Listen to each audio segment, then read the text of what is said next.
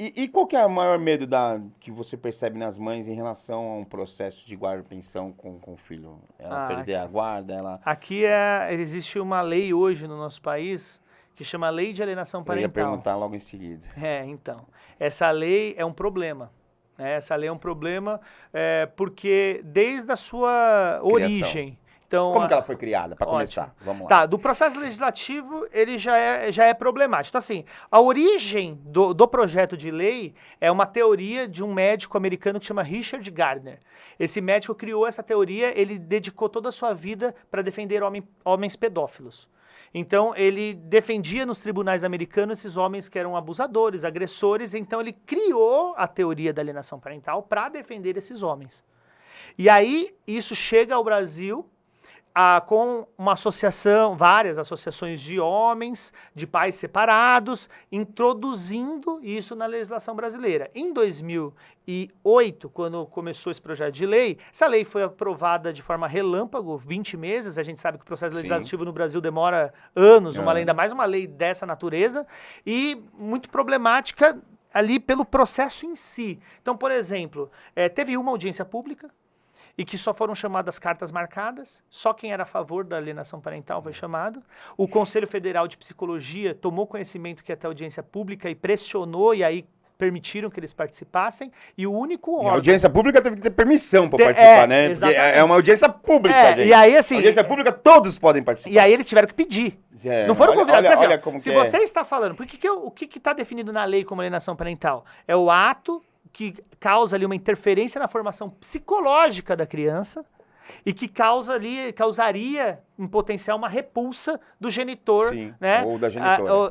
Em tese. Em tese. E aí, se a gente está falando de interferência na formação psicológica, você vai fazer uma audiência pública, você não chama o Conselho Federal de Psicologia para participar, para discutir isso? Foi o único órgão que foi contra. Todo mundo ali foi a favor, e o órgão que é competente para falar sobre interferência psicológica foi contra. Porque não há prova científica dessa interferência, desse resultado. E aí essa lei entra, só que essa lei é extremamente problemática. Por que é extremamente problemática? Porque é o seguinte, essa teoria toda foi criada para defender homens pedófilos e agressores, violentos. Então, o que acontece hoje, na prática?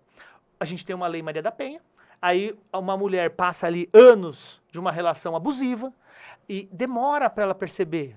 Não é o que eu falei, é sutil, vai acontecendo, é sutil. Mesmo porque quando a mulher, quando a mulher percebe, quando ela tem ali uma rede de apoio que fala não, porque aí você vai falar, tenho que sair de casa, o meu filho, como é que ele vai ser, como é que se eu sair, tenho medo, se eu sair, levar o meu filho. Não só isso, esse homem me agride, se eu sair de casa, meu filho vai ter que conviver com ele, quem é que vai cuidar do meu filho de 3 anos com esse homem que me bate? Muitas vezes mulheres ficam nessas relações para proteger os próprios filhos. Verdade. E aí o que acontece? Quando ela consegue se desvencilhar, ela fala assim, olha, vou romper o ciclo. Aí ela sai, divorcia. Quando ela divorcia, o que esse homem faz? Aí ela divorcia, pede uma medida protetiva para ele não se aproximar dela. Esse homem ingressa com uma ação e fala assim, olha, você quer me afastar do seu filho. Você quer do meu filho. Do meu filho. Do meu filho. Que aí nessa hora é filho. Você quer me afastar. E aí, qual que é a problemática da lei? Se você não fala com o homem ali, se a mulher não fala com o homem, com o pai, o que vai acontecer? Ela não passa as informações. Se você não passa as informações, é alienação parental. E a gente tem um problema ainda pior, que é o seguinte, um dos artigos dessa lei diz que a mulher que fizer falsa denúncia contra o genitor é alienadora. E aí o que ocorre? Quando essa mulher, por exemplo, a gente fala, mas homens, os pais não estupram os filhos. Não, é mentira. O Anuário de Segurança Pública indica que 155 crianças são estupradas por dia no Brasil. 155 por dia. E 44, acho, ou 45% por pais. 72% é dentro de casa. Então, assim, a chance do seu filho ser estuprado pelo pai dele é maior do que por qualquer outro estranho.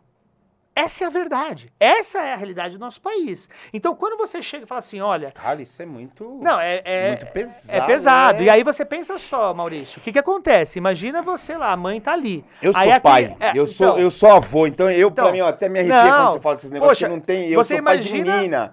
Tenho 2 filhos e 2 meninas, então são os amores da minha vida. Você imagina só, uma mãe pelo ECA, ela é obrigada a tomar providência. Sim. Então, essa criança chega e fala assim, ó, o papai passou a língua não sei o quê, o papai fez não Pôs sei a o mão quê. de uma forma Você diferente. faz o quê? A primeira coisa, você suspende, fala, você não vai mais ver seu pai. É uma reação natural. E aí você vai denunciar. Só que o que acontece?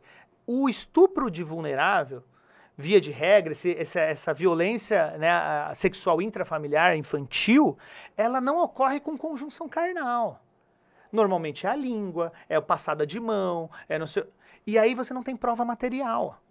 Se você não tem prova material, você fica na dependência do quê? De um estudo psicológico. E eu te pergunto, qual psicólogo tem coragem de dizer que um pai abusou sexualmente de uma filha sem essa prova material que seria ali, olha, teve um rompimento de ímen, teve penetração, teve isso. Não tem coragem. E aí o que acontece? Aí a lei te dá duas opções. Então, as duas opções que uma mãe tem, por isso a gente chama a lei da alienação parental de lei da mordaça. Ela amordaça crianças e mulheres, ela desqualifica, ela desacredita nessas denúncias. E aí você tem duas opções. A mãe descobre que o filho foi violentado e ela simplesmente faz o seguinte, nada. Porque se eu fizer, eu posso perder a guarda. Porque se eu acusar, que é a segunda opção, eu denuncio. Eu denuncio, ele é absolvido por falta de prova. Só que ser absolvido por falta de prova não quer dizer que não aconteceu. Quer dizer que não tinha prova contra ele. Sim. Só que isso é interpretado pela justiça, via de regra, como uma denúncia falsa. Olha, ele denunciou falsamente. Logo, ela é uma alienadora. Se ela é uma alienadora, qual que é a consequência da lei? Perde a guarda. E aí a criança é estuprada todo dia. Então aí a mãe fica... Qual que são as opções? Ela é estuprada a cada 15 dias ou ela é estuprada todo dia.